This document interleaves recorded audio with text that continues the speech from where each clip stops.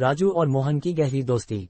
एक बार की बात है, एक छोटे से गांव में राजू और मोहन नाम के दो सबसे अच्छे दोस्त थे। राजू बड़ा और गोल मटोल था जबकि मोहन छोटा और पतला था। वे बचपन से ही अच्छे दोस्त थे और सब कुछ साथ में करते थे। एक दिन राजू के पिता ने उसे 2 मछलियों की देखभाल करने को कहा। राजू को यह विचार अच्छा लगा और उसने मोहन को अपने साथ चलने को कहा। मोहन के माता पिता भी इस विचार से खुश थे। अतः दोनों मित्र नदी के किनारे मछलियों की देखभाल करने लगे।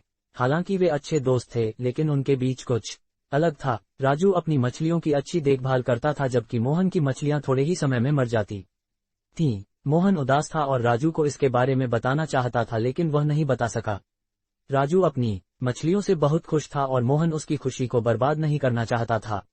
दिन बीतते गए और मछलियां बड़ी होती गईं। राजू की मछलियां स्वस्थ और प्रसन्न थीं जबकि मोहन की मछलियां मर चुकी थीं।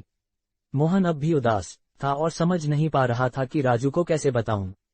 एक दिन राजू ने मोहन से उसकी मछलियों के बारे में पूछा और मोहन अब सच नहीं छिपा सका। उसने राजू को अपनी मछलियों के बारे में बताया और बताया कि वे कैसे मरी। राजू यह सुनकर दुखी हुआ और उसने तुरंत मोहन को उसकी मछलियों की देखभाल करने में मदद करने की पेशकश की। राजू ने मोहन को मछलियों की देखभाल करना सिखाया और नई मछलियां लाने में उसकी मदद की। उस दिन से दोनों मित्र मिलकर मछलियों की देखभाल करने लगे और वे सब सुखपूर्वक रहने लगे। इस घटना ने उन्हें और भी करीब ला दिया और उनकी दोस्ती और भी मजबूत हो गई।